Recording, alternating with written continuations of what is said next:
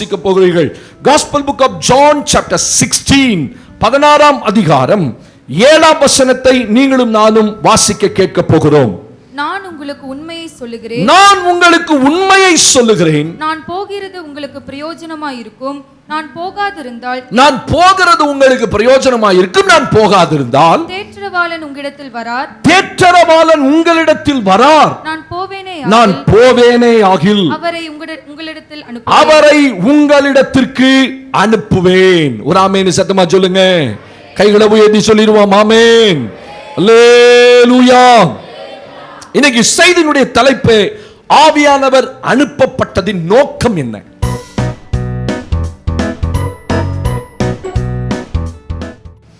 ஆவியானவர் ஏன் தேவனால் அனுப்பப்பட்டார்? இயேசு இந்த பூமியில இருந்தபோது தன் கடைசி காலகட்டத்தில் அந்த சீஷர்கிட்ட சொல்றாரு, நான் போகிறது உங்களுக்கு, நான் ஒரு உண்மையை சொல்றேன். I am going to tell you the truth.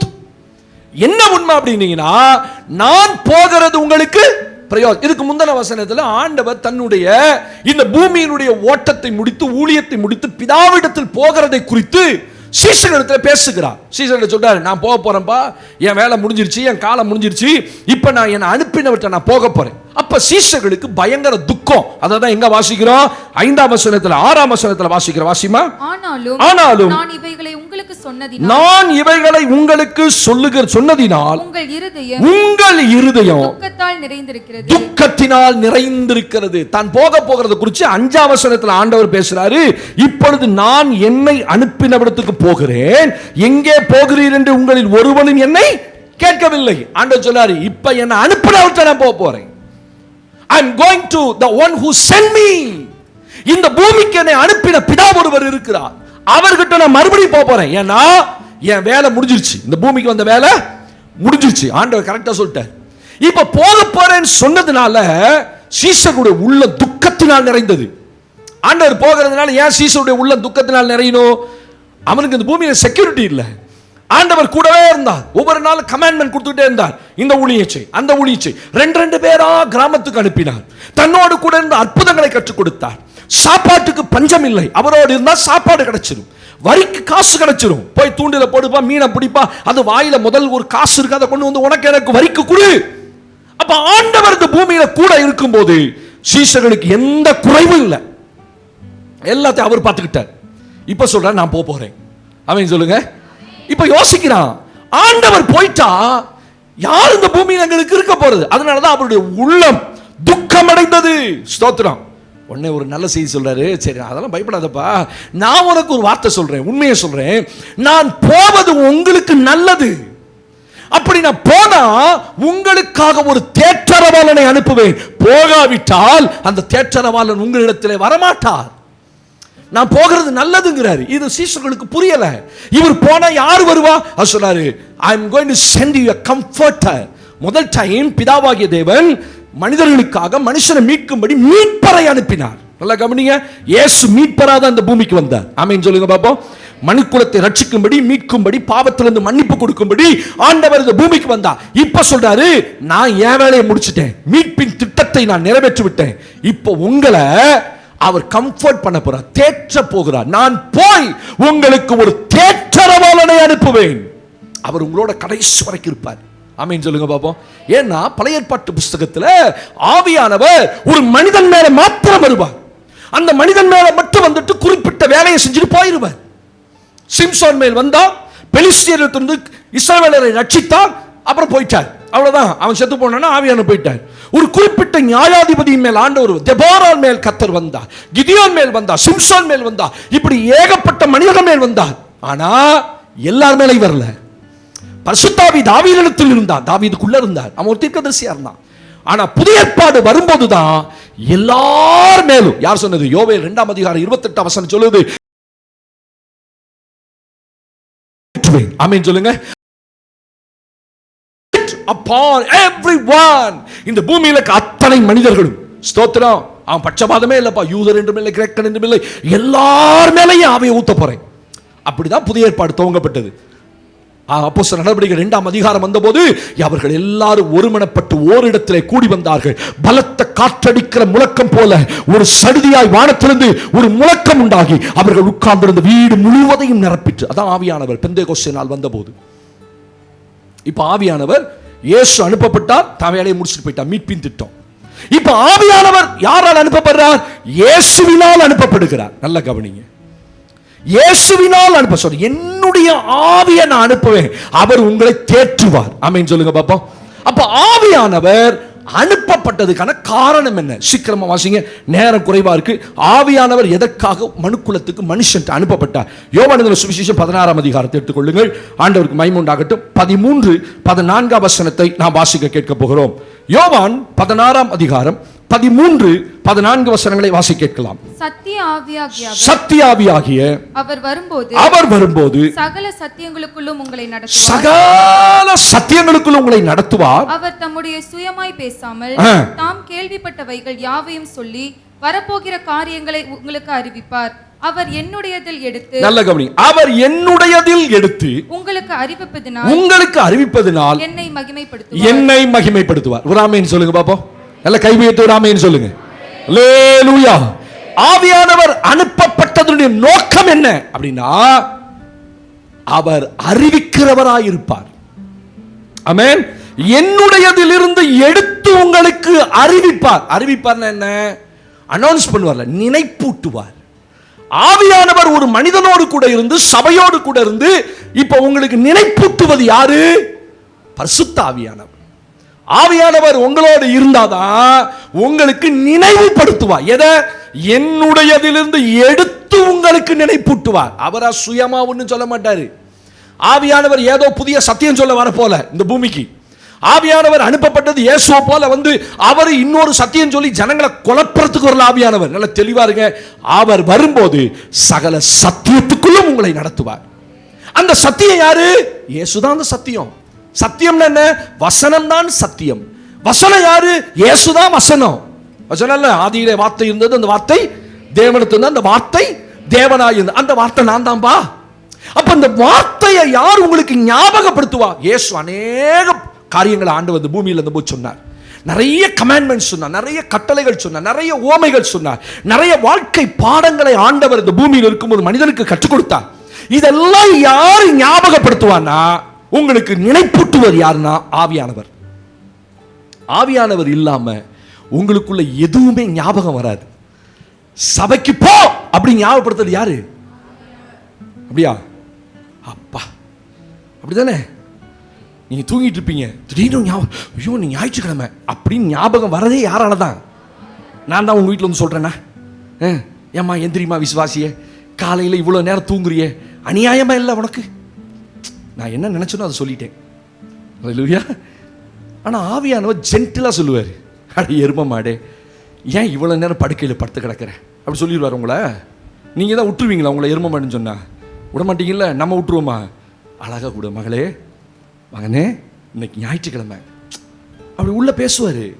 அவர் ஞாபகப்படுத்துவார். காலையில் நீங்கள் படுக்கையில் இருக்கும்போது கொஞ்ச நேரம் எந்திரி, கொஞ்ச நேரம் ஜெபம் பண்ணு, நீ ஆலயத்துக்கு போக வேண்டிய தேவப்பில்லை. அல்லேலூயா. அப்படி சொன்னனால தானே இங்கே வந்தீங்க. அப்படிலாம் இல்லைப்பா சார், சாயந்தரம் ஆராதனை இல்லைன்ட்டு வந்தோம். அப்படியா? சரி, ஏதோ ஒரு காரணத்துக்காக உங்களுக்கு காலையில் கற்று கொண்டு வந்துட்டேன். நிச்சயமாக சாயந்தரம் ஆராதனை இவ்வளோ கூட்டத்தை நான் பார்த்துருக்க முடியாது 2வது வாரத்தில். அந்த நிச்சயம் மட்டும் எனக்கு இருக்கு. அல்லேலூயா. உங்களுக்கு புரியல நான் என்ன தமிழ் பேசுகிறேன். 2வது வாரத்தில் இப்போ போன வாரம் இதை காற்று கும்பல் நான் கேட்கணும்னு நினச்சேன். எங்கடா போவீங்க நீங்கள்லாம் வாரம்? கர்த்தருக்கு மகிமைப்பட்டார். இப்ப இந்த ஆவியானவர் உள்ளவர், நல்ல கவனிங்க, இன்னைக்கு சத்தியம் உங்களோட. ஆவியானவர் இல்லைன்னா உங்களுக்கு எதையுமே ஞாபகம் வராது. நம்ம அவ்வளோ புத்திசாலியா இல்லை, அவ்வளவு நினைப்பு நம்ம நினைவு வச்சுக்கிறாளா? தலையில் கிளாஸ் இருந்தால் கண்ணாடி இருந்தாலும் மறக்கிறாரு. இங்கே வச்சுட்டு அங்கே தேடிட்டு இருப்போம், காணோம், தோத்துறோம். ஒரு வீட்டில் ஒரு யூடியூப்ல போட்டு நான் பார்த்துட்டு இருந்தேன். தலையில் அவங்க வீட்டுக்காரர் எதையோ தேடுறாரு, தோத்துறோம். என்னங்க தெரியும்? ஆனால் தேடு என்னோட சேர்ந்து. அட என்னத்தை தேடணும் தானே சொல்லணும். கடைசியாக தேடி வெறுத்து போய், ஏப்பா என்னதுங்க தேடுறீங்க? ஹெல்மெட்டை தேடுறேன்டி. ஐயோ உன் தலையில் இருக்கியாது.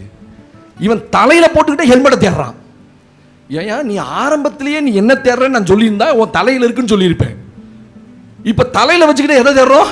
இது அப்படிப்பட்ட உலகம். எங்க வச்சோன்னு தெரியல, என்ன செஞ்சோம். இப்ப உலக பிரகாரமா ஞாபகப்படுத்துறதுக்கு தான் மனைவியை கர்த்தர் கொடுத்திருக்காரு. ஆதாம் ரொம்ப மறதி, அதனாலதான் ஏவாளை கொடுத்தாரு வச்சுக்கோங்க. இப்ப ஆவியானவர் ஆவிக்குரிய காரியங்களை உங்களுக்கு ஞாபகப்படுத்துறது யாரு? வாரத்துல ஒரு நாள் போதகரை ஞாபகப்படுத்துறேன், ஆனா உங்களோடயே இருந்து. அதனாலதான் அவர் உங்களுக்கு ஒரு தேற்றரவாளனை அனுப்புகிறார். இந்த தேற்றரவாளன் என்ன செய்வாரு? அவர் உங்களுக்குள்ளே வந்து வாசம் பண்ணுவார். அவர் உங்களோடு கூட தங்கி இருப்பார். அவர் உங்கள் மேல் தங்கி இருப்பார். அப்ப உள்ள என்ன செய்வார்? சும்மா இருப்பாரா? இல்ல இல்ல இல்ல இல்ல.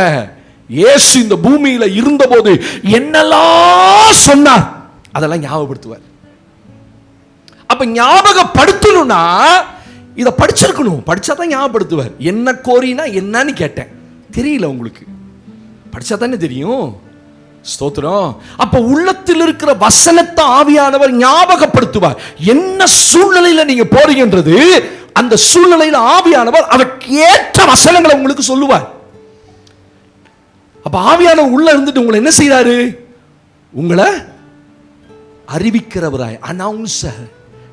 அவர் உங்களுக்கு சொல்லுவார், இங்க பாருப்பா, நீ இந்த வழியில போற, நீ இந்த சூழ்நிலையில போற. உள்ள இருக்கிறவர் பார்த்துக்கிட்டே இருக்க மாட்டாரு. உள்ள இருக்கிறவர் அதுக்கேற்ற வசனங்களை, ஏன்னா அவருடைய வேலையை என்னன்னா என்னுடையதிலிருந்து எடுத்து உங்களுக்கு சொல்லுவார். அவர் ஒன்றும் புதுசா சொல்ல மாட்டாரு.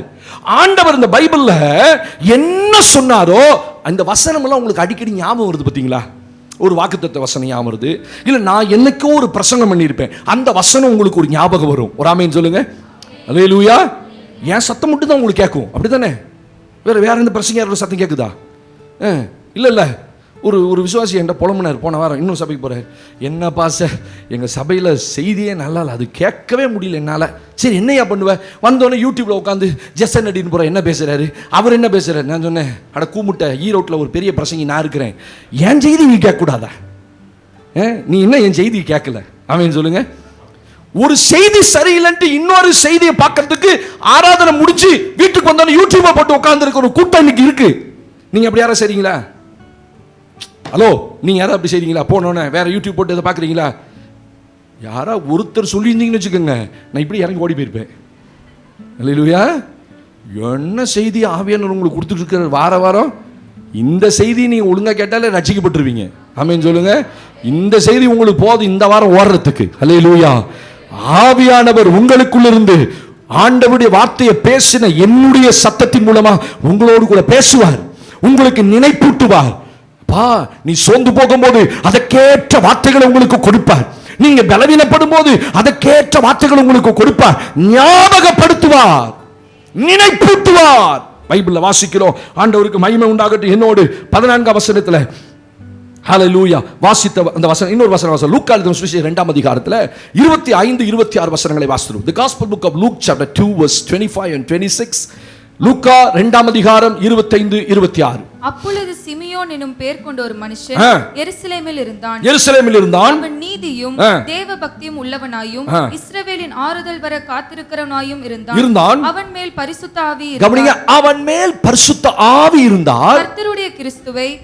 கர்த்தருடைய கிறிஸ்துவை நீ காணும் முன்னே மரணம் அடைய மாட்டாய் என்று பரிசுத்த ஆவியினாலே அவனுக்கு அறிவிக்கப்பட்டிருந்தது.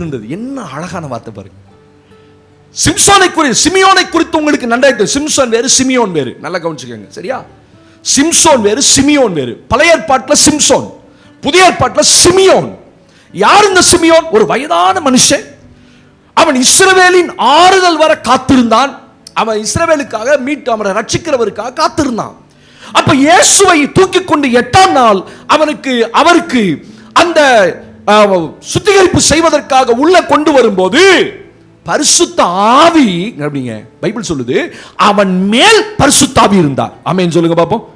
உங்க மேல ஆவியானவர் இருக்கணும், உங்களுக்குள்ள ஆவியானவர் இருக்கணும். ஆவியானவர் இருந்தா என்ன சொல்றாரு? கிறிஸ்துவை நீ காணும் முன்னே மரணமடைய மாட்டாய் என்று பரிசுத்த ஆவியினாலே அவனுக்கு அறிவிக்கப்பட்ட. ஆவியானவர் உள்ள இருந்து சிமியோன்ட்ட பேசுறார். என்ன பேசினார்? ஒரு பெரிய வெளிப்பாடு பாருங்க. கிறிஸ்து இன்னும் பிறக்கல. கிறிஸ்து பிறக்கிறதுக்கு முன்பதாகவே சிமியோன்ட்ட ஆவியானவர் உள்ள இருந்து சொல்றாரு, நீ கிறிஸ்துவை காணும் முன்னே மரணமடைய மாட்டாய். ஹல்லேலூயா. அப்படி சில வெளிப்பாடுகளை ஆவியானவர் உங்களுக்கு வந்து கொடுத்துக்கிட்டே இருப்பார். ஆவியானவர் உங்களுக்கு மேல இருந்தா, உங்களுக்குள்ள இருந்தாலோ ஆமென், தூங்கவே விட மாட்டார். ஹல்லேலூயா. அப்படி விழிப்பா வச்சிருப்பார். ஸ்தோத்திரம். என்னதான் நைட்டு நீங்க வேலைக்கு போயிட்டு வந்திருந்தாலும் ஆவியானவர் உள்ள இருந்தா என்ன செய்ய மாட்டாரு? சத்தியத்தை கேட்க வைப்பார். அப்ப இந்த கிறிஸ்து பிறக்கிறதுக்கு முன்னாடியே சிமியோன்ட்ட ஒரு வெளிப்பாடு சொல். என்ன பயங்கரமான அற்புதம்! ஆவியான உள்ள இருந்தா இப்படிதான் சொல்லுவாரு. நீங்க நிறைய வாஞ்சிப்பீங்க, நிறைய எதிர்பார்ப்பீங்க, நிறைய யோசிப்பீங்க. ஆனா ஆவியானுடைய சத்தம் உங்களுக்கு கேட்கலன்னா அதெல்லாம் வெறும் கனவா தான் இருக்கும். இல்ல, உலகத்து மனுஷன் சொல்லாரு, ஜனாதிபதியா இருந்த அப்துல் கலாம் சொல்ல, கனவு காணுங்கள். இளைஞர்களே சொல்லுங்க, இப்போ உங்களெல்லாம் சபையை பார்த்து எல்லாம் கனவு காணுங்க, எல்லாம் கண்ணை மூடுங்க, அப்படியே கனவு காணுங்க. லுப்தான்சா ஃப்ளைட்ல போற மாதிரி கனவு பாருங்க. அமெரிக்காவில் 100 ஏக்கர் அப்படியே வாங்குற மாதிரி கனவு காணுங்க. இப்படி கனவு கண்டு ஆயிடுமாப்பா? கனவுகளும் தரிசனங்களும் பரிசுத்த ஆவியானவர் கொடுக்கிறது. கைகளை உயர்த்தி ஒரு ஆமென்னு சொல்லுங்க. அல்லேலூயா. கனவுகளும் தரிசனங்களும் சொப்பனங்களும் ஆவியானவர் கொடுக்கணும். அந்த வெளிப்பாடு உள்ள கொடுப்பார். சிமியோன் வயது சென்ற ஒரு மனிதன். அந்த வயது சென்ற மனிதன் தன் மரணத்தை எதிர்பார்த்து காத்திருக்கான். அந்த மரணத்தை எதிர்பார்த்து காத்திருக்கிற சிமியோனுக்கு ஒரு பெரிய வெளிப்பாடு. ஏப்பா, நீ இப்ப மரிக்க மாட்ட, நீ கிறிஸ்துவை பார்த்த பிறகுதான் மரிப்ப. அதுக்காக காத்துக்கிட்டே இருக்கான். இஸ்ரவேலின் ஆறுதல் அந்த இயேசுவை பார்க்கிறது காத்துட்டு இருக்கான். ஒரு நாள் ஆவியானவர் சொல்றாரு, நீ எழுந்து தேவாலயத்துக்கு போ. என்ன அழகா அறிவிக்கிறார் பாருங்க. கிறிஸ்து அங்க கொண்டு வரப்படுறார். இயேசு கிறிஸ்து தன் கைகளை வைத்துக்கொண்டு 8ஆம் நாள் விருத்த சேதனத்துக்காக தாயும் தகப்பனும் தேவனுடைய ஆலயத்துக்குள்ள வரும்போது கரெக்டா வராரு. சிமியோன் உள்ள வராரு. உள்ள வந்துட்டு பிள்ளைய கைகளில் ஏந்தி கொண்டு, இப்பொழுது உம்முடைய இரட்சணியத்தை என் கண்கள் கண்டது, இப்பொழுது உன் அடியேனை நீ சுகமாய் போக விடுகிறீர். இயேசுவின் நாமத்தினாலே ஆமென். ஆவியானவர் என்ன சொன்னாரோ அந்த வெளிப்பாடு பெற்ற ஒரு மனிதன் தான் கிறிஸ்துவை பார்க்க முடியும். உங்க வாழ்க்கையில கிறிஸ்துவை நீங்க சந்திக்கணும்னா ஆவியானவர் வெளிப்பாடு கொடுக்கணும். ஆவியானவர் உங்களுக்கு அறிவிக்கணும். ஆவியானவர் வரப்போகிற காரியங்களை உங்களுக்குள்ள அறிவிப்பார். ஆமென் சொல்லுங்க. ஜோசியக்காரன் வந்து ஒன்றும் சொல்ல வேண்டாம். உங்க வீட்டில் ராத்திரில வருகிற அவன் வந்து உங்க வீட்டில் நின்று என்ன நடக்க போகுதுன்னு சொல்லக்கூடாது. ஆவியானவர் சொல்லணும் உள்ள இருந்து, உன் பிள்ளைக்கு இந்த காரியம் நடக்க போகுது, உன் கணவனுக்கு இப்படி நடக்க போகுது, உன் மனைவிக்கு இப்படி நடக்க போகுது, உன் குடும்பத்தில் இந்த நாட்களில் இந்த காரியம் நடக்க போகுது. ஆவியானவர் அறிவிப்பார். அறிவிப்பார். அதுக்கு தான் அனுப்பப்பட்டார். விசுவாசிகளோட கூட இருந்து என்ன நடக்க போகுது, என்ன செய்யணும், நீ என்ன செய்யணும் தேவனுடைய பிள்ளைய, இதெல்லாம் உங்களுக்கு காதுல அறிவிப்பார். அதை நீங்க கேட்கணும். நாளைக்கு என்ன செய்து கொடுக்கணும்னு ஆவியானவர் என் காதுல சொல்லுவார். நான் நேற்று உட்காந்து வேற ஒரு செய்தியை எடுத்துட்டு இருந்தேன். திடீர்னு ஞாபகப்படுத்தினார். ஞாபகம் தான், ஐயோ நாளைக்கு பெண்டிகாஸ்ட் சண்டே, இவ்வளவு ஆயத்தம் பண்ணிட்டு அது வரைக்கும் உட்காந்து உருட்டு ஒரு செய்தியும் கிடைக்க மாட்டேங்குது. ஏதாவது ஒன்று உருட்டலான்னு வச்சுக்கோங்க. ஹலோ, புரியுதா? இங்க நின்று என்ன உருட்டினாலும் உங்களுக்கு தெரியாது. பைபிளை இப்படி உருட்டுவேன், அதை சொன்னாங்க, நீங்க தப்பா நினைச்சிடாதீங்க. நான் பைபிளை உருட்டி, இந்த பைபிளை உருட்டி, அங்க உருட்டி ஏதோ ஒரு செய்தி எடுத்துடலாம். ஆனா ஆவியானவர் என்ன உருட்ட சொல்றாருன்னு என்கிட்ட சொன்னாரு. எப்ப நாளைக்கு பெண்டிகாஸ்ட் சண்டே, அது வரைக்கும் செய்தியே கிடைக்கும். என்னடா செய்தி வரல ஆண்டவரே, ஓ பெண்டிகாஸ்ட் சண்டே. அந்த வார்த்தை எனக்குள்ள வந்தோனே இந்த வார்த்தை வந்து, அவர் ஏன் அனுப்பப்பட்டார்? இந்த அனுப்பப்பட்ட ஆவியானவர் உங்களுக்குள்ள என்ன சொல்லுவார்? அவர் உங்களுக்கு அறிவிப்பார். என்னத்தை அறிவிப்பார்? கிறிஸ்துவை நீ காணும் முன்னே நீ மரிக்க மாட்டப்பா. அந்த வெளிப்பாடுகளை, தரிசனங்களை, சொப்பனங்களை ஆவியானவர் என்ன நடக்க போதுன்னு நமக்கு அறிவிக்கிறவராக இருக்கிறார். ஆமென் சொல்லுங்க. உங்களுக்கு அறிவிப்பார். அவர் உங்களோடு கூட இருந்து உங்களை ஒரு நாள் தீமையான வழியில் உங்களை கொண்டு போக மாட்டார். உங்களுக்கு தீமையான காரியங்களை அறிவிக்க மாட்டார். அவர் சொன்ன நன்மையான காரியங்களை தான் அறிவிப்பார். இரண்டாவது, ஆவியானவர் என்ன செய்வாராம்? லூக்கா 2ஆம் அதிகாரத்தில் 27ஆம் வசனத்தில் நீங்களும் நானும் ஒரு வசனத்தை வாசிக்கிறோம். லூக்கா 2:27. அவன் ஆவியின் ஏவுதலினாலே வந்திருந்தான். தேவாலயத்திலே வந்திருந்தான். இயேசு என்னும் பிள்ளைக்காக நியாயப்பிரமாண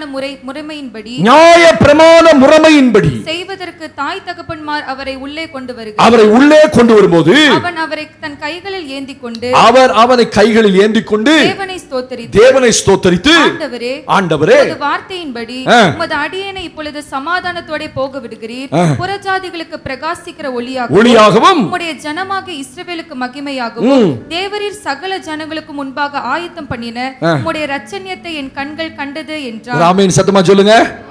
அவன் ஆவியின் ஏவுதலினாலே தேவாலயத்துக்கு வந்திருந்தான். சிமியோன் மேல ஆவியானவர் இருந்தார், அவனுக்கு அறிவித்தார். இரண்டாவது, இப்ப ஆவியானவர் அவனை என்ன செய்றாரு? ஏவுறதுன்னு என்ன அர்த்தம்? போ அப்படின்னு சொல்றத ஏவுதல். ஆமென். பிலிப்பு ஒரு தேவனுடைய ஊழியக்காரன். 7 அந்த அப்போஸ்தலர்கள பிரதான அப்போஸ்தலருக்கு கீழ இருந்த அந்த 7 பேர்ல பிலிப்பு ஒரு ஆளு. இந்த பிலிப்பு என்ன செய்றாரு? ஒரு நாள் உட்கார்ந்து இருக்கும்போது ஆவியானவர் அவனை பார்த்து, நீ எழுந்து தெற்கு முகமாய் போ அப்படிங்கிறார். தெற்கு பக்கம் போப்பா அப்படிங்கிறார். ஏன்னா அங்கதான் கந்தாகே என்கிற ஒரு கந்தாகே மந்திரி அவன் தன்னுடைய ரதத்தை வந்து கொண்டிருக்கிறான். எருசலேமுக்கு வந்து தேவனை தொழுது கொண்டு அவன் தன் ரதத்திலே அந்த தேசத்துக்கு திரும்பி போயிட்டு இருக்கிறான். திரும்பி போகும்போது ஏசாயா தீர்க்கதரிசன புத்தகத்தை வாசித்துக் கொண்டிருக்கிறான். அந்த மந்திரி தன்னுடைய ரதத்தில் உட்கார்ந்து, நான் நினைக்கிறேன் இன்னைக்கு இருக்கிற மந்திரி அந்த செல்போன் தான் பார்த்திருப்பாரு. அன்னைக்கு இருக்கிற மந்திரி நல்ல பக்தி உள்ள மந்திரி. அல்லேலூயா சொல்லுங்க. ஆமா, ஆவியான சும்மா ஒரு மனிதனோட இருக்க மாட்டார், இடைப்பட மாட்டார். அவனுக்குள்ள வேதத்தை நேசிக்கிற ஒரு தாகம் இருக்கான்னு பார்ப்பாரு, அவனோட தான் இடைப்படுவார். என்னோட ஆவியான இடையே படலை அப்படின்னு நீங்க சொன்னீங்கன்னா, உங்களுக்குள்ள தேவனை நேசிக்கிறதோ வேதத்தை நேசிக்கிறதோ வேதத்தை வாசிக்கிற ஒரு தாகமோ இல்லாவிட்டால் ஆவியான பேசவே மாட்டார். சும்மா இருக்கிறவங்கள்ட்ட பேசிடுவாரா? அவன் ரதத்துல உட்கார்ந்து அவன் எதையாவது சாப்பிட்டு போயிருக்கலாம், ஏன்னா அவன் மந்திரி. ஆனா ஏசாயா தீர்க்கதரிசன புத்தகத்தை வாசித்துக் கொண்டிருந்தான். அங்க அவர் அடிக்கப்படுகிற ஆட்டை போல கொண்டு போகப்பட்டார், மயிர் கத்தரிக்கப்படுகிற ஆட்டை போல வாயை திறவாதிருந்தார் அப்படின்னு படிச்சுட்டு இருக்கிறாரு. படிச்சுட்டு இருக்கும்போது இவருக்கு புரியல. அவருக்குள்ள ஒரு கொஸ்டின், யாரை பத்தி தீர்க்கதரிசி சொல்றாரு இங்க? ஒருவேளை தன்னை பத்தி தான் சொல்றாரோ, ஏசாயா தன்னை பத்தியே சொல்றாரோ அப்படின்னு யோசிச்சுக்கிட்டு அந்த ரதத்துல உட்கார்ந்து ரதம் போயிட்டு கொண்டே இருக்கு. ரதம் வேகமா போகுது. இப்ப ஆவியானவர் ஒருத்தன் பேசுறாரு, பிலிப்பு கிட்ட பேசுறாரு. பிலிப்பு, நீ எந்திரிச்சு எங்க போ? தெற்கு முகமா போ. அங்க ஒரு மந்திரி வந்துட்டு இருக்கான். அவனுக்குள்ள ஒரு கேள்வி, அவனுக்குள்ள ஒரு தாகம், இது யாரை பற்றி சொல்லுகிறார் அப்படின்னு இப்ப அவனுக்கு விளக்கணும். அதுக்காக பிலிப்புவை இங்க ஆவியானவர் அறிமுகப்படுத்தி அவனை ஆயத்தப்படுத்தி அவனை ஏவ துவங்கினார். அவன் எந்திரிச்சு ஓடுறான். தெற்கு முகம் போனா அங்க ஒரு ரதம் வந்துட்டு இருக்கு. அப்ப ஆவியானவர் சொல்றாரு, நீ போய் அந்த ரதத்தோடு சேர்ந்துக்கோ. உடனே ஓடி போய் வேகமா ஓடி போய் அத்லட் மாதிரி ஓடி போய் சேர்ந்து ஜம்ப் பண்ணி உட்காந்துட்டானா கை காட்டி இருப்பான். அங்க ஆவியான கிரியை செய்தார். ரதம் நிக்கிறது, இவன் ஏறி உட்கார்றான். சரி போலாம்பா, ஹலோ போலாம்பா அப்படின்னு போகுது. வண்டு வேகமா போகுது ரதம். அப்ப அவன் வாசித்து கொண்டிருக்கும் போது கேட்கிறான், இது யார், என்ன வாசிக்கிற நீ?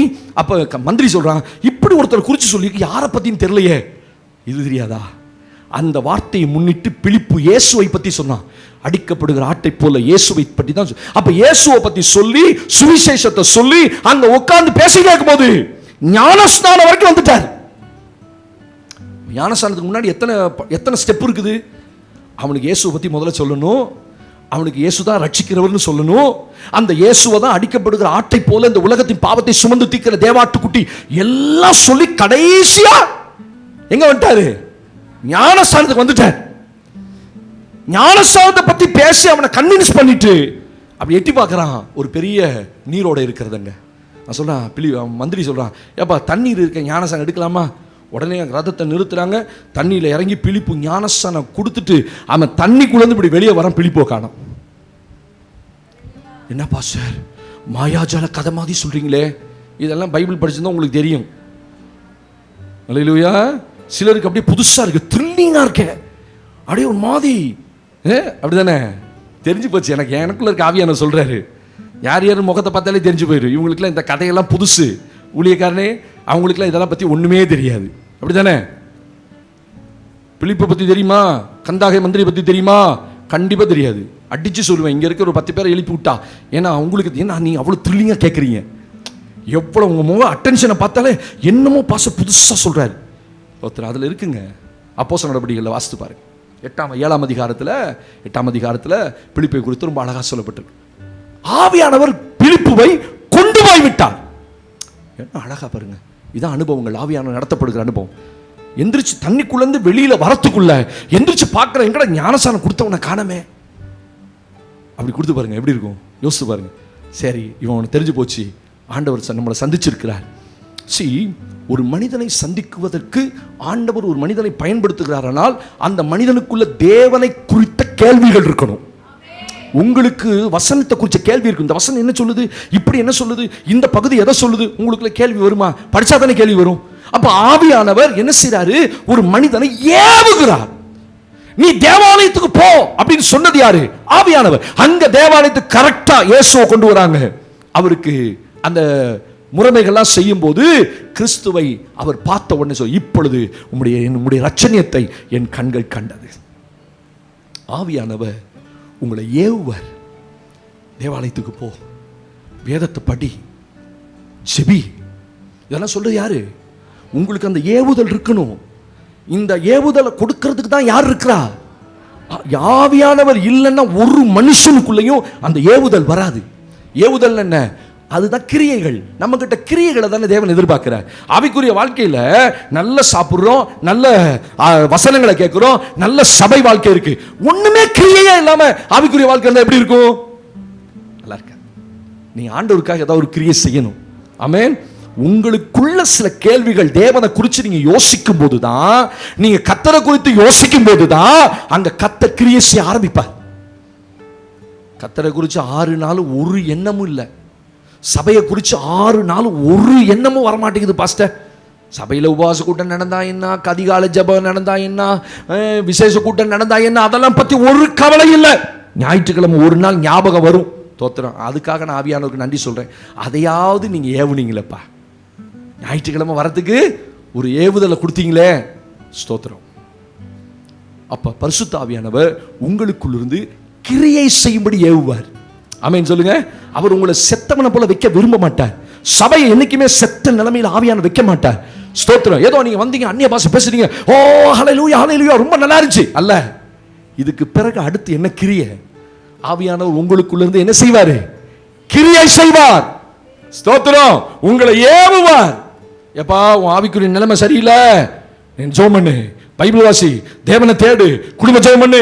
இந்த ஏவுதலை நீங்க கேட்டா பெற்றுக்கொண்டாதான் உங்களால உங்க ஆவிக்குரிய வாழ்க்கை கிரியை உள்ளவர்களா இருக்க முடியும்.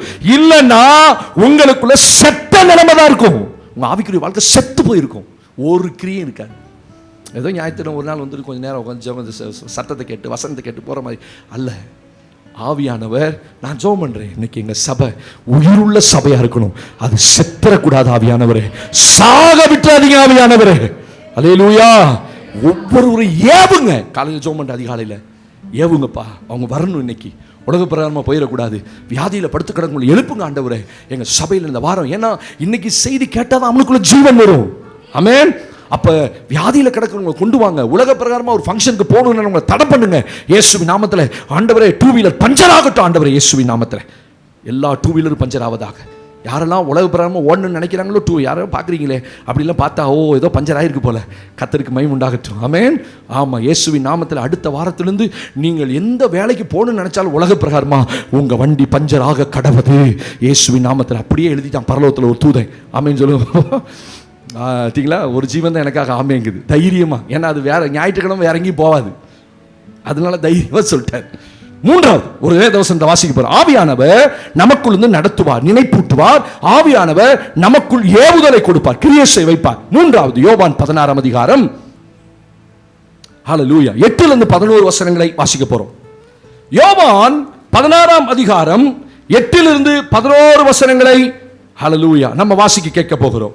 அவர் வந்து பாவத்தை குறித்தும் நீதியை குறித்தும் நியாய தீர்ப்பை குறித்தும் உலகத்தை கண்டித்து உணர்த்துவார். அவர் வந்து பாவத்தை குறித்தும் நீதியை குறித்தும் நியாய தீர்ப்பை குறித்தும் கண்டித்து உணர்த்துவார். அவர்கள் என்னை விசுவாசியாதபடியினால் பாவத்தை குறித்தும் நீங்கள் இனி என்னை காணாதபடிக்கு நான் என் பிதாவினிடத்திற்கு போகிறபடியினாலே நீதியை குறித்தும் இந்த உலகத்தின் அதிபதி நியாய தீர்க்கப்பட்டதினாலே நியாய தீர்ப்பை குறித்தும் கண்டித்து உணர்த்துவார். ஆவியானவர் அனுப்பப்பட்டது நோக்கம் என்ன? இங்க பாருங்க, என்னை பாருங்க. ஆவியானவர் அனுப்பப்பட்டது நோக்கம் உங்களுக்கு நினைப்பூட்டுவதற்கு. இயேசு இந்த பூமியில இருந்தபோது என்னெல்லாம் வார்த்தைகளை உங்களுக்கு சொன்னார். ஆவியானவர் இல்லைன்னா ஒரு வசனம் கூட ஞாபகத்துக்கு வராது. ஆமென் சொல்லுங்க. அப்ப ஆவியானவருக்கு நன்றி சொல்லணும். ஆவியானவர் அடிக்கடி என் மைண்ட்ல ஒரு வசனம் போட்டுக்கிட்டே இருக்கிறீங்க. ஸ்தோத்திரம். ஒரு வாக்குத்தத்தத்தை சொல்றீங்க, ஒரு வசனம் ஞாபகம் வருது. அடிக்கடி வசனம் உங்களுக்கு ஞாபகம் வந்துச்சுன்னா நீங்க லைவ்ல இருக்கீங்கன்னு அர்த்தம். என்ன அது கூட ஆமென் சொல்ல மாட்டேங்கிறீங்க? வருதா வசனம்? வருதா? வருதா? வரணும். உங்களுக்கு யார் வரணும்? வசனம் வரணும், ஞாபகத்தில் வரணும். நீங்க வேலை செஞ்சுக்கிட்டே இருப்பீங்க, அப்படி மைண்ட்ல ஒரு வசனம் வந்துட்டு போகும். அதான் ஆவியான உங்களோட பேசுறது. நிறைய பேத்துக்கு இன்னும் தெரியல, ஆண்டவர் என்கிட்டலாம் ஒரு வார்த்தை கூட இதுவரைக்கும் பேசுனதே இல்லை பாஸ்டர் அப்படின்னு நாங்கள் வரமா. நான் சொன்னேன், இல்லை இல்லை இல்லை, நீங்கள் தப்பாக புரிஞ்சிருக்கீங்க. உங்களுக்கு ஏதாவது ஒரு வசனம் ஞாபகம் வருதுன்னா அந்த நேரத்தில் அந்த சூழ்நிலையில் ஆவியானவர் ஞாபகப்படுத்தாம ஒரு தேவ பிள்ளைக்கு வசனம் ஞாபகத்தில் வராது. நல்ல கை வைத்து ஒரு ஆமேன்னு சொல்லுங்க. அப்ப இன்னையிலிருந்து புரிஞ்சுக்கணும், ஒரு வசனம் உங்களுக்கு ஞாபகம் வந்தால் அது ஆவியானவர் உங்களோட பேசுறாருன்னு அர்த்தம். ரெண்டாவது, ஆவியானவர் ஏவுவார். செத்த கிரியைகளை ஒரு நாள் விரும்ப மாட்டார். ஒரு விசுவாசி தேவனுக்காக செயல்படுகிற கிறிஸ்தவ விசுவாசியா இருக்கணும். ஆமென். சபைக்குள்ள உயிருள்ள கிறிஸ்தவங்களா இருக்கணும். தேவனுக்கு மகிமை. மூன்றாவது வாசித்தோம் இல்லையா, பரிசுத்த ஆவியானவர் அனுப்பப்பட்டது நோக்கம் கண்டித்து உணர்த்துவார்.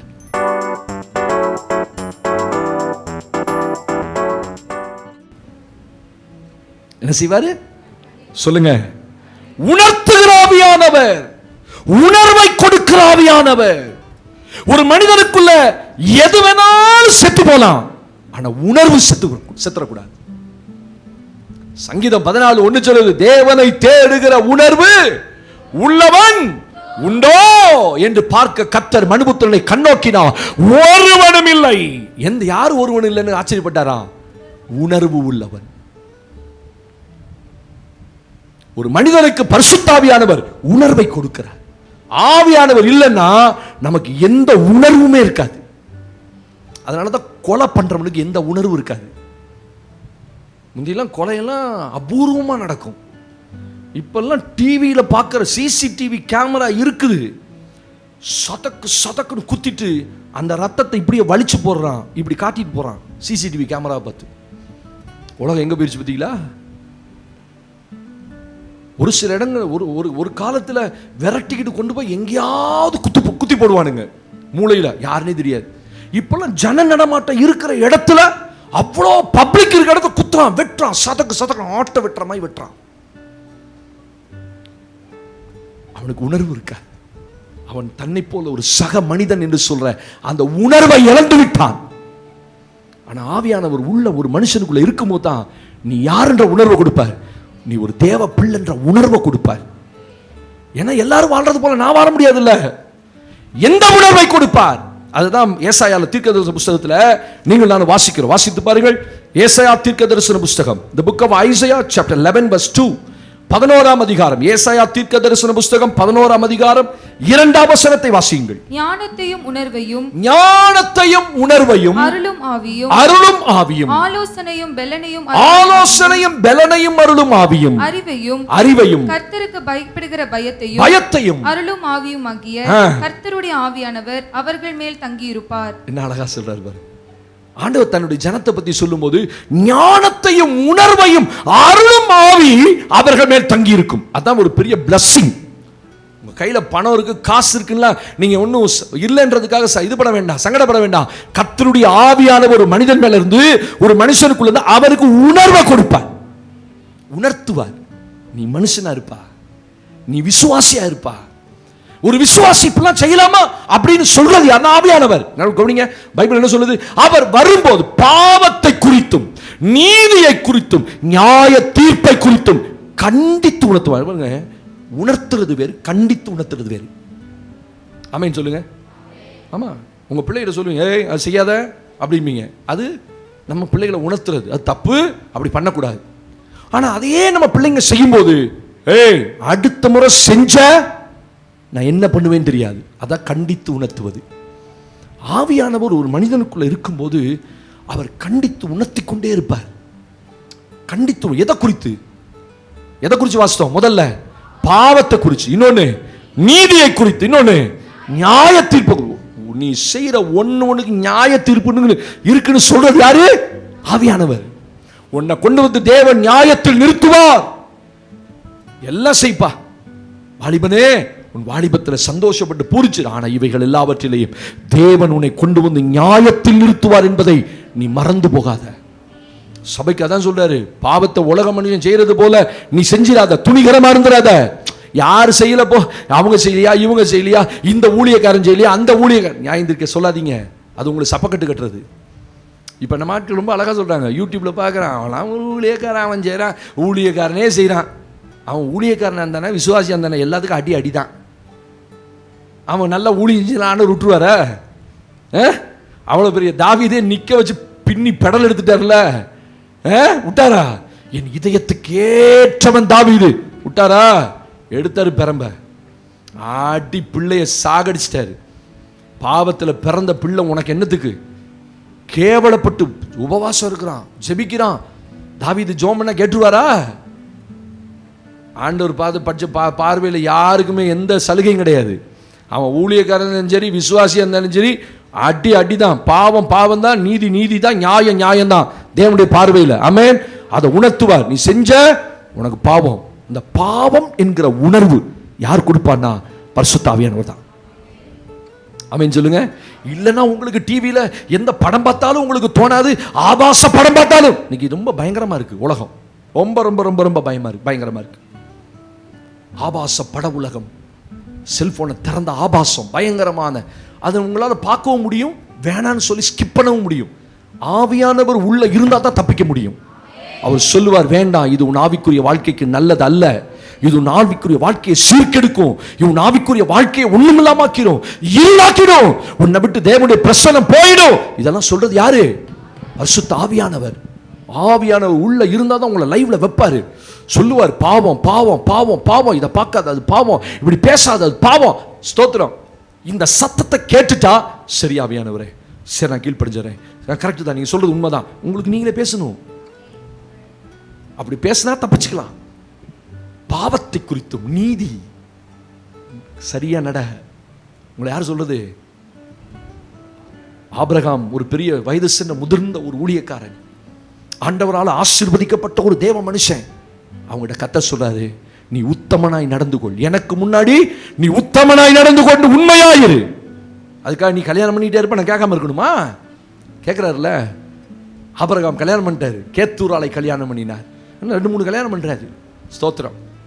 ஆனா ஆண்டவர் பார்த்தாரு, நீ எனக்கு முன்பாய் நடந்து கொண்டு உத்தமனாரு, கண்டிச்சாரு. அதுக்கு பிறகு பாருங்க, ஆபிரகாம் சைலண்ட் ஆயிட்டார். தேவன் யாரா இருந்தாலும் பார்க்க மாட்டாரு. நீதியை நீதியா சொல்லுவார், நியாயத்தை நியாயமா. கடைசியா சொல்றாரு, அவர் நியாயத்தையும் நீதியை குறித்து, நியாய தீர்ப்பை குறித்து கண்டித்து உணர்ந்த நியாய தீர்ப்பு. ஒரு நாள் நம்ம எல்லாரும் சிங்காசனத்துக்கு முன்னாடி நிற்போம். ஆமென் சொல்லுங்க. அல்லேலூயா. அங்க இருக்குது ஃபைனல் ஜட்ஜ்மெண்ட். அங்க இருக்குது ஃபைனல் ஜட்ஜ்மெண்ட். இங்க ஒண்ணும் இல்ல, நான் பிரசங்கம் பண்றதுலாம் ஒண்ணும் இல்ல. அங்க இருக்குது, நான் என்ன பிரசங்கம் பண்ணேன், நான் எப்படி நடந்தேன், பிரசங்கம் பண்ண மாதிரி நடந்தேனா, பிரசங்கத்துக்கு மாறி நடந்தேனா, அது உங்களுக்கு தெரியாது. ஒரு எஜமான் பார்த்துட்டே இருக்கிறார், நான் எப்படி நடக்கிறேன்றது அவருக்கு தெரியும். அல்லேலூயா. நீங்க எப்படி வீட்டில் நடக்கிறீன்றது உங்க எஜமான் பார்க்கிறாரு. நீ பேசுற அத்தனைக்கு ஒரு நாள் எங்க வரணும்? நியாய தீர்ப்பு வந்துதான் ஆகணும். நியாயத்தில் உன்னை கொண்டு வந்து கர்த்தர் நிறுத்துவார். ஸ்தோத்திரம். நம்ம பேசுகிற வார்த்தைகளை குறித்து கவனமா இருங்க, செயல்படுகிற காரியங்களை குறித்து கவனமா இருங்க. பரிசுத்த ஆவியான உங்களை கண்டிப்பார். இதை செய்யாத மகளே, இப்படி பேசாத மகளே, உன் வாழ்க்கையில பயங்கரமான காரியங்கள் உன் வாயின் வார்த்தைகள் இருக்கு, கவனமா இரு. சொல்லிட்டே இருப்பார், மன்னிச்சுக்கிங்க ஆண்டவரே, மன்னிச்சுக்கிங்க ஆண்டவரே, மன்னிச்சுக்கிங்க ஆண்டவரே, விழுந்து விழுந்து சொல்லிட்டே இருப்பார். ஒரு நாள் எடுப்பார் பெரம்ப. அப்ப ஆண்டவர் பாவத்தை குறித்தும் பரிசுத்த ஆவியான நீதியை குறித்தும் நியாய தீர்ப்பை குறித்து என்ன செய்வாரு? அதுக்கு தான் அனுப்பப்பட்டார். உங்களுக்குள்ள இருக்கிறது நல்லது தானே? உங்களோட இருந்து உணர்வை கொடுப்பார் தானே? ஆவியானவர் இல்லைன்னா உணர்வு வராது, மனம் திரும்ப மாட்டோம், இது பாவம் சொல்லி அறிக்கை பண்ண மாட்டோம். நீங்க ஏதோ ஒரு சந்தர்ப்பத்தில் நீங்க செய்ததை ஆவியானவர் உங்க சபையில உட்கார்ந்துருக்கும் போது உங்களுக்கு ஞாபகப்படுத்த உணர்த்துவார். ஏப்பா நீ செஞ்ச தப்பு ஒத்துக்க பாடுவார். நம்ம ஒத்துக்கிட்டு சரண்டர் ஆயிட்டோம்னா விட்டுருவார். முரண்டு பிடிச்சாதான் பிரச்சனை. ஆவியானவர்கிட்ட 4வது சீக்கிரம் முடிக்கிறேன். ஹல்லேலூயா. தேவனுக்கு மகிமை உண்டாகட்டும். வாசித்து கடந்து போகலாமா? ஆவியானவர் எதற்காக அனுப்பப்பட்டா? தேவனுக்கு மகிமை உண்டாகட்டும். ஹல்லேலூயா, ஸ்தோத்திரம். ரோமர்கள் நிருபத்திலே 8ஆம் அதிகாரத்திலே 26 27, the book of Romans chapter 8 verse 26 and 27. அந்தபடியே ரோமர்கள் நிருபம் 8ஆம் அதிகாரம் 26 27. வாசிமா. அந்தபடியே ஆவியானவரும் நமது பலவீனங்களில் நமக்கு உதவி செய்கிறார். நாம் ஏற்றபடி வேண்டிக் கொள்ள வேண்டியது இன்னதென்று அறியாமல் இருக்கிறபடியால் ஆவியானவர் தாமே வாக்குக்கடங்கா பெருமூச்சோடு நமக்கு வேண்டுதல் செய்கிறார். ஆவியானவர் தேவனுடைய சித்தத்தின்படியே பரிசுத்தவான்களுக்காக வேண்டுதல் செய்கிறபடியால் இருதயங்களை ஆராய்ந்து பார்க்கிற தேவன் ஆவியின் சிந்தை இன்னதென்று அறிவார். ஸ்தோத்திரம். ஒரு ஆமென் சத்தமா சொல்லிருங்க பாப்போம். அல்லேலூயா. ஆவியானவர் எதற்காக அனுப்பப்பட்டார்?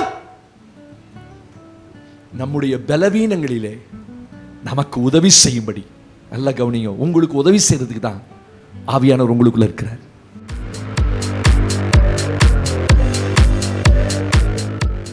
நீங்க சொல்றீங்க ஆவியானவர் எனக்குள்ள இல்ல. இல்ல இருக்காரு. ஏன்னா அவர் தான் உங்களுக்கு உணர்வை கொடுத்துட்டு இருக்கிறாரு. உணர்வு இருக்கா இல்லையா? இருக்கிறவங்கள ஆமென் சொல்லுங்க.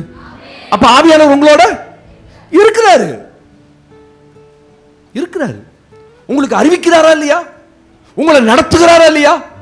ஆவியானவர் நடத்துறாரு. அப்ப ஆவியானவர் உங்களுக்குள்ள ஒரு சந்தேகமும் வேண்டாம். 4வது சொல்றாரு, உங்களுடைய பலவீனங்களில். நமக்கு நிறைய பலவீனம் இருக்கு. பலவீனம் இல்லாத மனுஷன் இருக்கானா? ஒரு மனுஷன் பலம் உள்ளவன் அல்ல.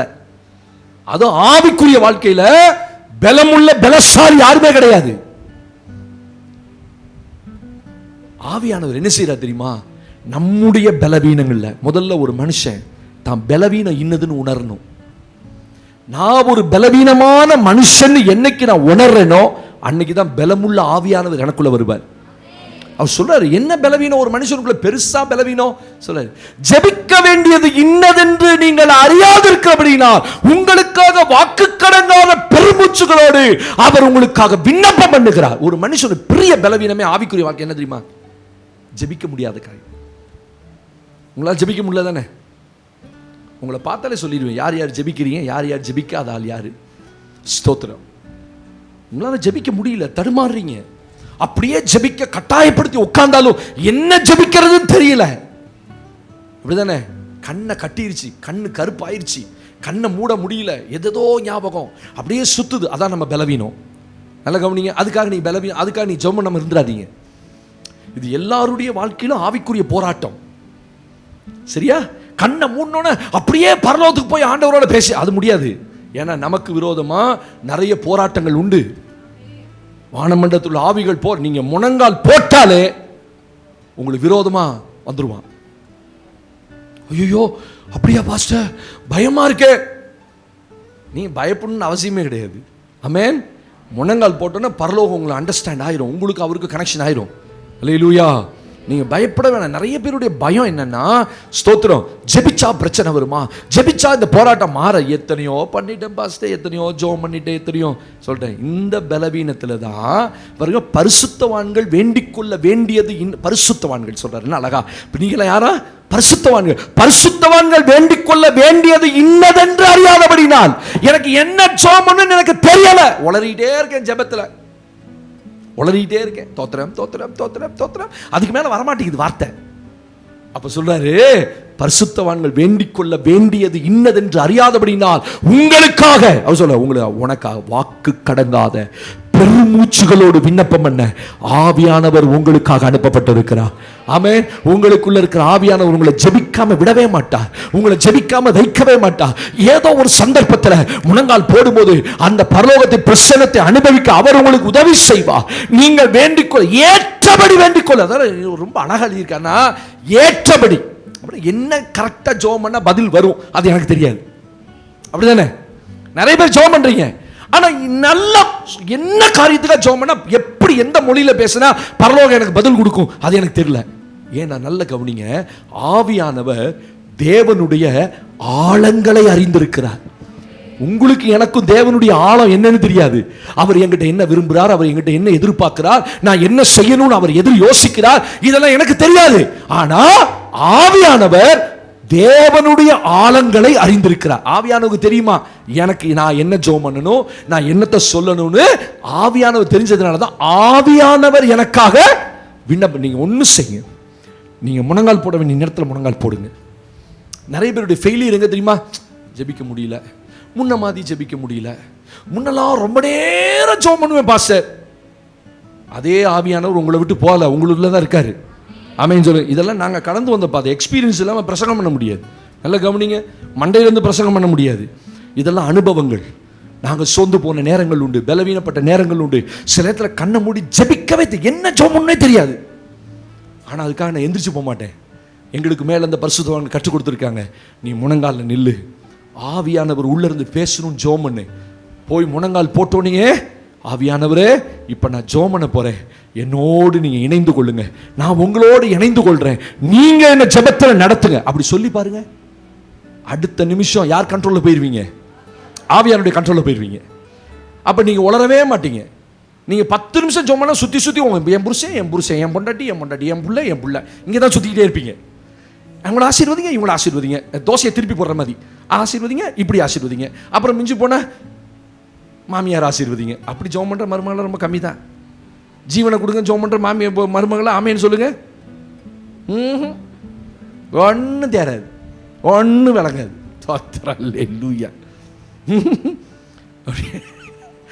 அப்படி ஒரு பரிசுத்தமான வாழ்வா நம்ம வாழ்றோம். மாமியாருக்கு ஜீவனை கொடுக்குற அளவுக்கு கேள்வி சாவட்டுந்தா எத்தாத நானே என் புருஷன் நல்லா இருப்போம் அப்படின்ற கோஷி தான் இன்னைக்கு பூமியில் அதிகமாயிடுச்சு. வரும்போதே பொண்ணு பார்க்கும்போதே கேட்குறான், மாமியார் இருக்குதா அப்படின்னா. ஏன்டா புருஷனுக்கு அம்மா இருக்காதா? அவ இருக்கக்கூடாது, அந்த வீட்டுக்கு நான் போக மாட்டேன். அப்படிலாம் பொண்ணு பார்க்காதீங்க, மாப்பிள்ளை பார்க்காதீங்க. இந்த புள்ள எப்படி தான் பொண்ணு பார்க்கறதுன்னு தெரியல. இது சொன்னா அது, அது சொன்னா இது. மாமன் அவர் இருக்கலாம், ஒன்றும் பிரச்சனை இல்லை. ஆனால் மாமியார் இருக்கக்கூடாது. அதுக்காக இருக்கிற மாமியாரில் சாக வச்சுக்க முடியும்? இல்லை நீ செத்து செத்து விளையாடு, நீ செத்துரு, நீ என் பையனை கல்யாணம் பண்ணி கொடுங்க, அப்படியே சொல்ல முடியும்? உலகம் எங்கே போகுதுன்னே தெரியலைங்க. கேட்குது பொண்ணு பார்த்து கொடுங்க, மாப்பிள்ளை பார்த்து கொடுங்கன்னு. மாப்பிள்ளை பார்த்து கொடுத்தா கண்டிஷன் நம்பர் 1 மாமியார் இருக்கக்கூடாது. எடுத்தோன்னே மாமியார் இருக்கக்கூடாதா? இதுக்கு நான் எப்படி போய் எங்கே போய் மாப்பிள்ளை பார்க்கறது? தேட வேண்டியதாக இருக்குது. அம்மா செத்து போன பையனா தேடுறேன், எங்கத்த போய் தேடுறேன்? அட கத்தாவே, என்னை எப்படி வேலைப்பட்ட வேலையெல்லாம் பார்க்க வைக்கிறீங்க? சரி, ரொம்ப கஷ்டங்க. ஆவியானவர் இருந்தால் அதெல்லாம் செய்ய மாட்டார். ஆமென். ஆவியானவர் இருந்தால் அப்படி உங்களை விடவே மாட்டார். நீங்கள் ஜெபிக்க போய் உட்கார்ந்தோன்னே நான் சொல்லித்தரேன், ஆவியானவரே நீங்கள் என்னோட இணையணும், நான் உங்களோட இணைந்து கொள்கிறேன். முதல்ல எடுத்தோன்னு சொல்லுங்கள், ஆவியானவரே நீங்கள் வாங்க, நீங்கள் ஜெப நேரத்தை பொறுப்படுத்திக் கொள்ளுங்க. சொல்லி பாருங்க, உங்கள் ஜெப வாழ்க்கை மாறிடும். ஆமென் சொல்லுங்க. வாக்கு கடங்கா பெருமுச்சோடு அப்படி பீரிட்டு வருவார் உள்ள இருந்து. நேரம் போகிறதே தெரியாது. இல்லைன்னா நேரம் எப்போ போகும் திரும்பி திரும்பி பார்த்துக்கிட்டே இருப்போம். ஆவியான உள்ள இருக்கிறதுக்கும் ஆவியான உள்ள இருளாமல் இருக்கிறதுக்கும் என்ன வித்தியாசம்னா, எவ்வளோ நேரம் ஆச்சு, எவ்வளோ நேரம் ஆச்சு, எட்டி எட்டி பார்க்கறது டைமை. ஆவியான உள்ள இருந்தா எவ்வளோ நேரம் போச்சுன்னே தெரியாது. 2 மணி நேரம், 3 மணி நேரம், 4 மணி நேரம். அதை விரும்புவோம். கொஞ்ச நேரம் கிடைச்சா கொஞ்ச நேரம் தேவசமத்தை உட்காரலாம். அதை நீங்கள் விரும்பாததுக்கு காரணம் என்ன? உங்களுக்கு அந்த ஜெப வாழ்க்கை இல்லை, விட்டு கொடுக்கல. 5வது ஒரே ஒரு வசனத்தை வாசித்து முடிக்கிறேன் கடைசியாக. தேவனுக்கு மகிமை உண்டாகட்டும். ஹல்லேலூயா, ஸ்தோத்திரம். ஹல்லேலூயா. 1 பேதுருவின் புத்தகத்தில் 4ஆம் அதிகாரத்தில் 14ஆம் வசனத்தை வாசித்து முடிக்கலாமா? 1 பேதுரு 4ஆம் அதிகாரம் 14ஆம் வசனம். நீங்கள் கிறிஸ்துவின் நாமத்தின் நிமித்தம், நீங்கள் கிறிஸ்துவின் நாமத்தின் நிமித்தம் நிந்திக்கப்பட்டால் பாக்கியவான்கள். ஏனென்றால், கவனிங்க, ஏனென்றால் தேவனுடைய ஆவியாகிய மகிமையுள்ள ஆவியானவர் உங்கள் மேல் தங்கி இருக்கிறார். இப்ப எங்க இருக்க? உங்கள் மேல் தங்கி இருக்கிறார். அவர்களாலே தூஷிக்கப்படுகிறார், உங்களாலே மகிமைப்படுகிறார். ஒரு ஆமென் சொல்லுங்க. ஆவியானவர் அனுப்பப்பட்டதுக்கு காரணம் என்னன்னா, உங்களால் ஆவியானவர் மகிமைப்படணும்.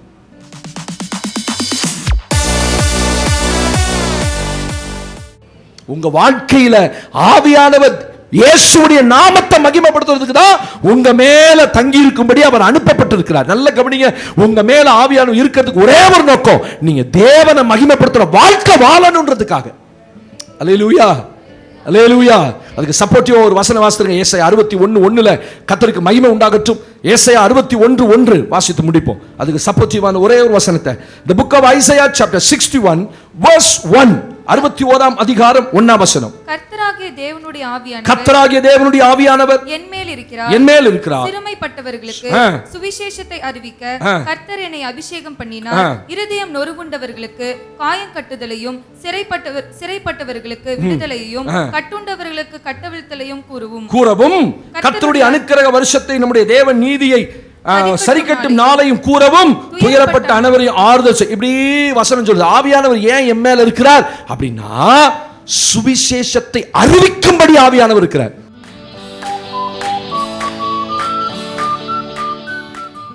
ஆவியான ஒரு மனிதன் மேல இருந்தா அவங்களால சும்மா இருக்க முடியாது. ஆமென். என் மூலமா கிறிஸ்து மகிமைப்படணும் அப்படின்னா எப்படி மகிமைப்படுவாரு? நான் கிறிஸ்துவை அறிவிக்கிறதுனால தான் அவர் மகிமைப்படுவார். அப்ப ஒரு சபையினுடைய வேலை என்ன? ஆவியானவர் எதற்காக அனுப்பப்பட்டார்? ஒவ்வொரு மேலையும் ஆவியானவர் இருக்கிறது நோக்கம் என்ன? நான் அந்நிய பாஷை பேசுறேன் பெருமையா பேசுகிறதுக்கா? நான் பற்பல பாஷைகள் பேசுவேங்க. முழங்கால் போட்டா 1 மணி நேரம் அந்நிய பாஷை பேசுவேன். என்ன பிரயோஜனம்? உங்கள மகிமைப்படணும். யார் மகிமைப்படணும் சொல்லுங்க? கிறிஸ்து மகிமைப்படணும். என் அழைத்த ஆண்டவர் என் வாழ்க்கையில மகிமைப்படணும்னா அதுக்காக தான் ஆவியானவர் அனுப்பப்பட்டார். அவர் எப்படி மகிமைப்படுவார்? அவரை அறிவிப்பதன் மூலம் அவர் மகிமைப்படுவார். நீங்க ஒரு சுவிசேஷகனா, நீங்க ஒரு ஊழியம் செய்கிறவனா, அநேகருக்கு இயேசுவை சொல்றவங்களா இருந்தா தேவன் உங்க மூலம் மகிமைப்படுவார். அல்லேலூயா. அதுதான் அநேக வீடுகளை கேட்டேன், திறந்து கொடுங்க, உங்க வீட்டுக்கு நான் வரேன், ஜெபம் நடத்தலாம். பக்கத்தில் இருக்க குடும்பங்களை கூப்பிடுங்க. அவன் ஒன்றும் செய்ய மாட்டான் உங்களை. எத்தனை குடும்பங்கள் சும்மாவே இருக்கீங்க தெரியுமா?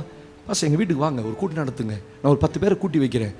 இதை சொல்றது கூட உங்களுக்கு கஷ்டமா இல்லையா? ஒன்றும் கவலைப்படாத, உங்கள் வீட்டை மட்டும் திறந்து கொடு, நான் வந்து முழங்கால் போடுறேன். எனக்கு ஒரு பெரிய நம்பிக்கை இருக்குது, நான் முழங்கால் போட்டு அங்கே ஜெபம் பண்ணால் கர்த்தர் ஆத்துமாக்களை கொடுப்பார். ஆமென். எத்தனை பேருடைய வீடுகளில் கூட்டம் நடத்தாமல் இருக்கீங்க தெரியுமா? நீங்கள் தேவனுக்கு பதில் சொல்லணும். சுவிசேஷம் உங்கள் மேலே விழுந்த கடமை. ஆவியானவர் என் மேல் இருக்கிறார். ஏன்? நுறுங்குண்டவர்களுக்கு ஆறுதலை கூட, இருதயம் கட்டுவதற்கு, காயம் கட்டுவதற்கு. எத்தனை ஜனங்க உங்கள் பக்கத்து வீட்டில் நொறுங்கி கிடப்பான் தெரியுமா? வாழ்க்கை எத்தனை ஜனங்கள் நொறுங்கி வாழ்க்கை. யாராவது ஏதாவது சொல்ல மாட்டாங்களா? கர்த்தருடைய பிள்ளையை நான் ஒன்று, ஐ பெக் யூ, சபையை கேட்குறேன், உங்கள் வீட்டை சும்மா வச்சிருக்காதீங்க. சாயந்தரத்தில் கூடி ஜெபம் பண்ணுங்க. நான் வரேன், என்னை கூப்பிடுங்க, நான் 2 பேர்த்த அனுப்புகிறேன் உங்கள் வீட்டுக்கு, கூட்டம் நடத்த சொல்லுங்கள். எத்தனை வீடுகளை கேட்டேன். உங்கள் வீடுகள் புது வீட்டுக்கு போயிருக்கீங்க, புது இடத்துக்கு போயிருக்கீங்க. உங்கள் வீட்டை திறந்து பாச வாங்க, வாரத்தில் ஒரு நாள் கூட்டம் நடத்தலாம். சபை எப்படிங்க பெருகும்? சபை எப்படிங்க அறிவிக்கப்படும்? இயேசு எப்படி அறிவிக்கப்படுவார்? இப்படி வாரத்தில் ஒரு நாள் இருக்கிற ஜனத்தை வச்சு குண்டு செட்டில் குதிரை ஓட்டுறதுக்கு என்ன வச்சிருக்கிறாரு? இல்லை, உங்களை வைத்து ஆத்துமாக்களை சம்பாதிக்கணும். அதுக்கு தான் என்ன வச்சு உங்களை கொடுத்துருக்க. ஆமென். வாலிபர்கள் பலவான் கையில் உள்ள அம்பு, அதனால் தன் அம்பாரா துணியை நிரப்புகிற மனுஷன் பாக்கியம். அம்பை சும்மா பின்னாடி வச்சுட்டு இருக்கிறதுக்கு, அழகு பார்க்கறதுக்கு வேற ஆசை அல்ல, அந்த அம்பை வச்சு அடிச்சு தன் அம்பாரத்தை நிரப்பணும். எத்தனை பேருக்கு புரிஞ்சுது? ஆமென். உங்களை வச்சு ஆத்துமாக்களை ஆண்டவர் சம்பாதிக்க தான் சபைக்குள்ள வச்சிருக்கார். கிறிஸ்து சபையில் அறிவிக்கப்படணும், சபை மூலம் அறிவிக்கப்படணும் உங்க மேல. அதனால தான் ஆவியானவர் தங்கியிருக்க. போகும்போது வரும்போது பேசுங்க, எதிர்பட்டவங்களை சொல்லுங்க, வாங்க ஒரு நாள் வச்சுக்கோங்க, வீட்டை திறந்து கொடுங்க, பாஸ் வாங்க, நான் ஒரு கூட்டத்தை கூட்டி வச்சிருக்கேன். இல்லையா, நீங்க வந்து முழங்கால் போடு. எனக்கு பெரிய நம்பிக்கை இருக்கு, நான் மறுபடியும் சொல்றேன், நான் முழங்கால் போட்டு ஜெபம் பண்ணி அந்த ஆத்துமாக்களை என்னால் சம்பாதிக்க முடியும். நீங்க வீட்டை மட்டும் திறந்து கொடுங்க. அல்லேலூயா. ஆவியானவர் சும்மா உங்க மேல இருக்கிறதுக்கு வரல, உங்க மூலம் மகிமைப்படணும். இன்னைக்கு கொடுக்குற ஒரே ஒரு செய்தியா, மற்ற 5 பாயிண்ட் மறந்தாலும் பரவாயில்ல, இதை ஒன்றை ஞாபகம் வச்சுக்கோங்க. ஆவியானவர் உங்களுக்குள்ள இருக்கிறதுக்கு நோக்கமே, அனுப்பப்பட்டது நோக்கமே, கிறிஸ்து உங்க வாழ்க்கையில மகிமைப்படணும். ஆவியானவர் இல்லைன்னா மகிமைப்படுத்த முடியாது. ஆவியானவர் இல்லைன்னா ஊழியம் செய்ய மாட்டாங்க. நல்ல கவனிங்க. அதனால தான் நிறைய சபைகள், புரொட்டஸ்டன்ட் திருச்சபைகள் ஏன் ஊழியம் செய்யறதில்ல தெரியுமா? அவங்களுக்கு அவர் அறிவிக்கிறதுக்கு ஆவியானவர் இல்லை. நீ போய் பேசுன்னு சொல்றதுக்கு யாரும் இல்லை, ஏவறதுக்கு ஆவியானவர் இல்லை, நடத்துறதுக்கு ஆவியானவர் இல்லை, பலப்படுத்துறதுக்கு ஆவியானவர் இல்லை. ஸ்தோத்திரம். சத்துரு வெள்ளம் போல் வரும்போது ஆவியானவர் கொடியேற்றுவார். உங்களுக்குள்ள இருக்க ஆவியானவர் சத்துருவோடு யுத்தம் பண்ணி உங்களுக்கு ஜெயம் கொடுப்பார். அதுக்கு தான் ஆவியானவர் உங்க மேல இருக்கிறார். உங்க மேல இருக்காரா இல்லையா? கட்டாயம் இருக்கிறார். சுவிசேஷ ஊழியம் செய்யுங்க. எழுதுங்க, ஜெபம் பண்ணலாம். இன்னைக்கு பெண்டிகாஸ்ட் சண்டே, உலகம் முழுவதும் இன்னைக்கு பெந்தேகோஸ்தே நாளாக கொண்டாடப்படுகிறது. ஸ்தோத்திரம். I want to remember you what I preach. இந்த காலையில் என்ன பிரசங்கம் பண்ணேன்னு மறுபடியும் ஒரு வார்த்தை சொல்ல விரும்புகிறேன். ஆண்டவர் சொல்றாரு, பரிசுத்த ஆவியானவர் உங்களுக்குள்ள உங்களோடு இருப்பது எதற்காக தெரியுமா? எதற்காக அனுப்பப்பட்டா தெரியுமா? தேவனுக்கு மகிமை. அவர் அனுப்பப்பட்டது ஒரு பெரிய நோக்கம். முதல்ல பிதா இயேசுவை அனுப்பினார், அவர் மீட்பின் திட்டத்தை முடித்தார். 2வது இயேசு தன்னுடைய ஆவியானவரை அனுப்பினார், கடைசி வரைக்கும் உங்களோட இருப்பதற்காக. அந்த உங்களோட இருந்து உங்களுக்குள்ள என்ன செய்ய போறார்? ஆண்டவர் சொல்றாரு, மகளே, உன்னை நடத்துறதுக்காகவும் உனக்கு ஞாபகப்படுத்த தான் ஆவியானவரை கர்த்தர் அனுப்பினார். கண்களை மூடுங்க பார்ப்போம். உங்களுக்குள்ள இருக்கிற ஆவியானவர் உங்களுக்கு ஞாபகப்படுத்துவார். இயேசுடைய வசனத்தை ஞாபகப்படுத்துவார். தேவனுக்கு மகிமை. இயேசுடைய வசனத்தை அவர் உங்களுக்கு ஞாபகப்படுத்துவார். உங்களை ஏவுவார், கிரியை செய்ய வைப்பார். சிம்சோனை கர்த்தர் கிரியை செய்ய வைத்தார். அவனை கொண்டு பெலிஸ்தர்களை ஆண்டவர் நிர்மூலமாக்கி இஸ்ரவேலை ரட்சித்தார். அதுக்கு தான் ஆவியானவர். ஆண்டவருக்கு மகிமை. மூணாவது சொல்றாரு, அவர் உங்களுக்குள்ள வந்ததுக்குரிய பெரிய நோக்கம், அவர் உங்களோடு கூட இருந்து பரிசுத்தாவி உணர்வை கொடுப்பார். கைகளை உயர்த்தி ஆண்டவருக்கு நன்றி சொல்லுங்க. உணர்வை கொடுப்பார். இதுவரைக்கும் உங்களுக்கு உணர்வை கொடுத்தது ஆவியானவர் தான். இந்த சபைக்குள்ள உங்களுக்கு உணர்வை கொடுத்தது ஆவியானவர் தான். சர்ச்சுக்கு போன்னு சொன்னது, சத்தியத்துக்கு கீழ்ப்படின்னு சொன்ன அந்த உணர்வை கொடுத்து, ஜெபின்னு சொன்ன உணர்வை கொடுத்து, வேதத்தை வாசி, ஹல்லேலூயா, தேவனை தேடுன்ற உணர்வை கொடுத்ததுக்காக நன்றி சொல்லுங்க. ஆவியானவரே, எனக்குள்ள இருந்து இந்த உணர்வுகளை நீர் கொடுத்ததற்காக உமக்கு நன்றி ஆவியானவரே, நன்றி நன்றி. நான்காவது வேதம் சொல்லுது, அவர் உங்களோடு இருந்து ஜெபிக்க வைப்பார். ஹல்லேலூயா. ரெண்டு கை உயர்த்தி சொல்லுங்க, ஆண்டவரே, என்ன ஜெபிக்க வைக்கிறீங்க, என்ன ஜெபிக்க வைக்கிறீங்க. சோத்ரையா, என் பலவீனங்களை என்ன ஜெபம் தெரியல. ஆவியானவர், இந்த நாள் முதல் என் ஜெபத்துல என்னோடு நான் உங்களை இணைத்துக் கொள்ள விரும்புறேன். நான் மட்டும் தனியா ஜெபிக்க விரும்பல. ஹல்லேலூயா. என்னோடு இருந்த ஆவியானவர் என்னை நடத்தணும். ஆவியானவரே, தேவனுடைய ஆழங்களை அறிந்த ஆவியானவர், நான் என்ன ஜெபம் பண்ண வேண்டியது எனக்கு தெரியாது. ஆனா ஆவியானவரே, உங்களுக்கு தான் தெரியும். ஆவியானவரே, ஹல்லேலூயா, உனக்கு மட்டும்தான் ஆவியானவரே அது தெரியும். உனக்கு மட்டும்தான் தெரியும் ஆவியானவரே. கடைசியா சொல்றாரு, ஆவியானவர் எதற்காக அனுப்பப்பட்ட தெரியுமா?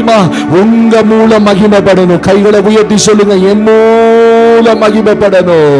ஹல்லேலூயா. அனுப்பப்பட்ட ஆவியானவர் என் மூலம் கிறிஸ்துவ மகிமைப்படுத்தணும். எங்களுக்குள்ளே வாசம் செய்யும் ஆவியானவரே, இந்நாளில் உன் சித்தம் போல் நடத்தி செல்லும் ஐயா. எங்களுக்குள்ளே வாசம் செய்யும் ஆவியானவரே, இந்நாளில் உன் சித்தம் போல் நடத்தி செல்லும் ஐயா. ஆவியானவரே, ஆவியானவரே, பரிசுத்த ஆவியானவரே, ஆவியானவரே, ஆவியானவரே, பரிசுத்த ஆவியானவரே, எப்படி நான் ஜெபிக்க வேண்டும், எதற்காக ஜெபிக்க வேண்டும் கற்றுத்தாரு. பியூட்டிஃபுல். ஓ, எப்படி நான் எதற்காக ஜெபிக்க வேண்டும் கற்றுத்தாரு. ஓ,